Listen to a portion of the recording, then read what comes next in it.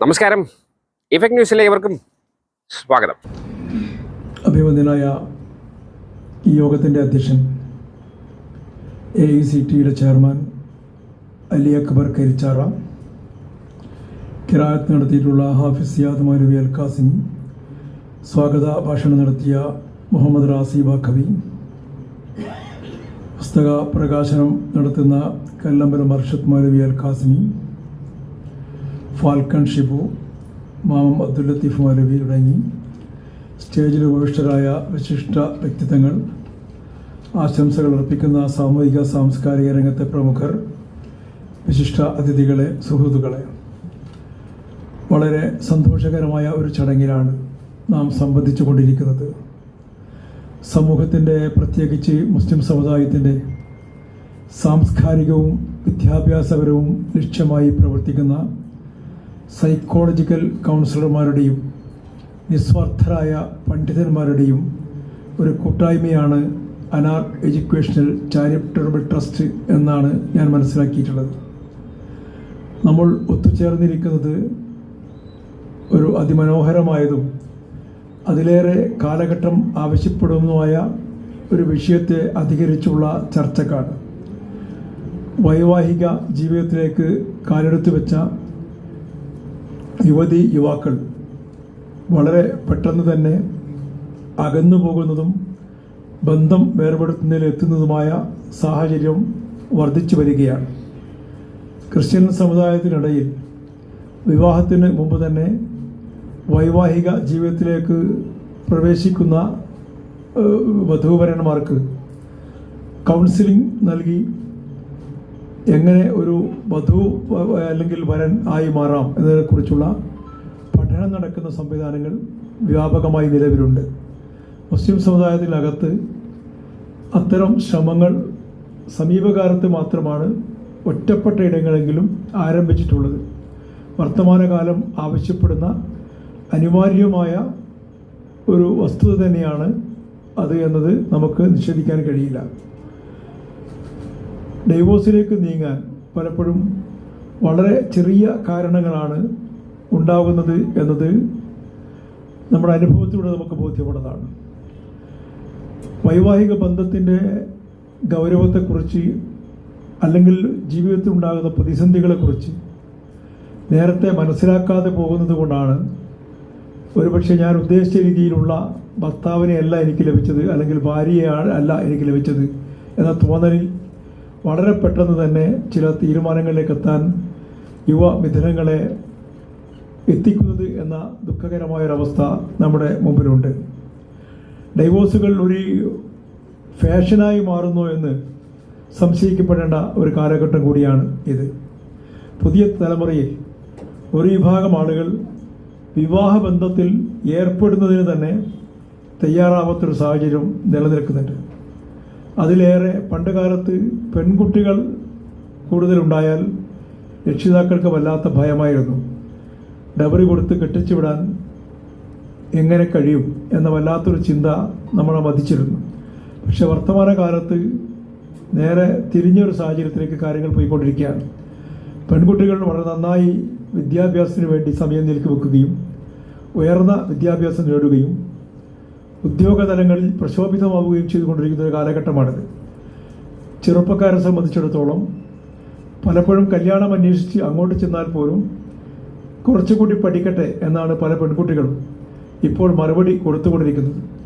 വിവാഹ മാർക്കറ്റിൽ പഴയതിൽ നിന്ന് വ്യത്യസ്തമായ ഒരു പുതിയ സംഭവ വികാസമാണ് ഇപ്പോൾ നടന്നു വരുന്നത് എന്നത് ഒരു യാഥാർത്ഥ്യമാണ്.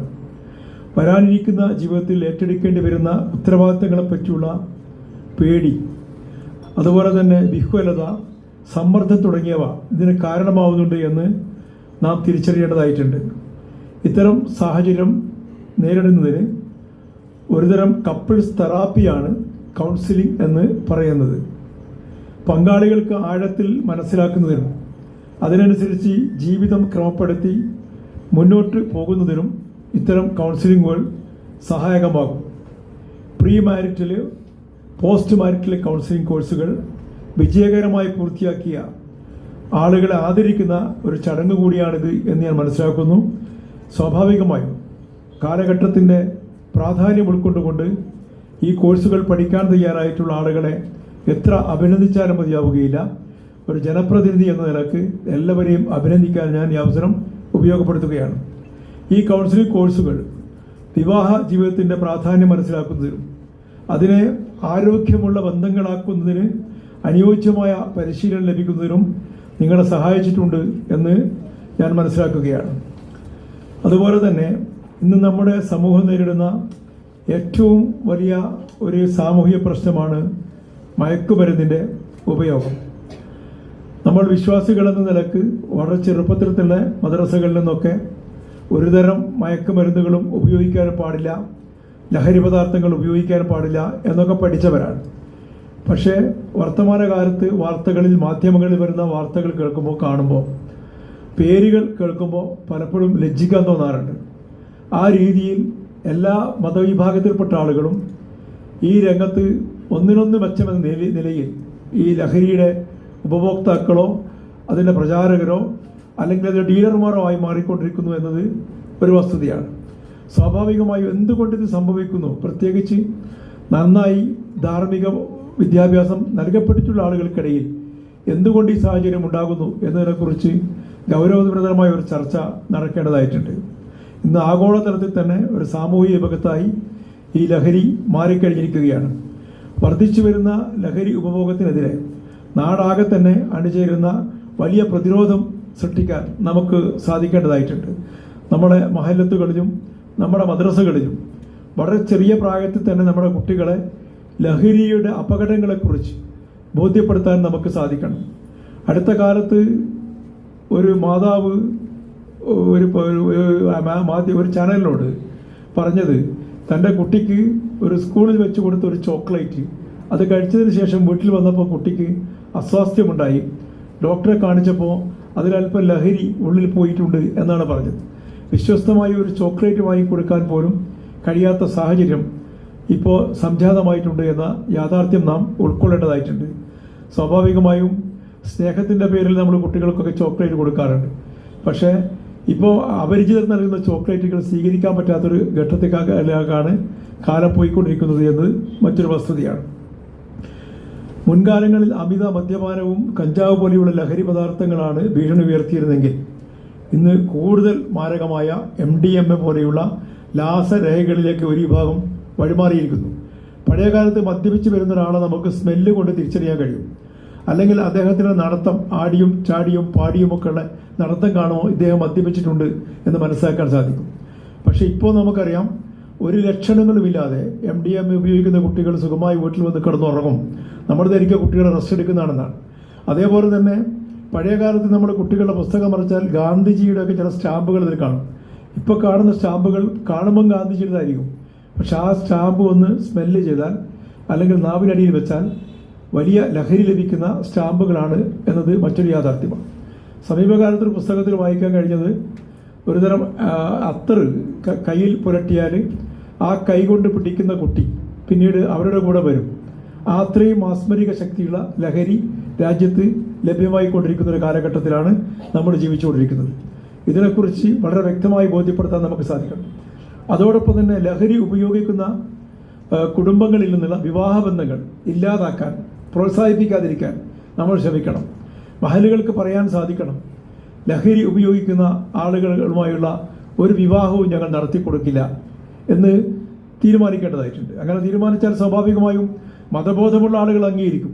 അല്ലാത്തൊരു കൂട്ടർക്ക് വിവാഹം രജിസ്റ്റർ ചെയ്യാൻ ഈ രാജ്യത്തെ നിയമം അനുസരിച്ച് സംവിധാനങ്ങളുണ്ട് എന്നത് മറ്റൊരു യാഥാർത്ഥ്യമാണ്.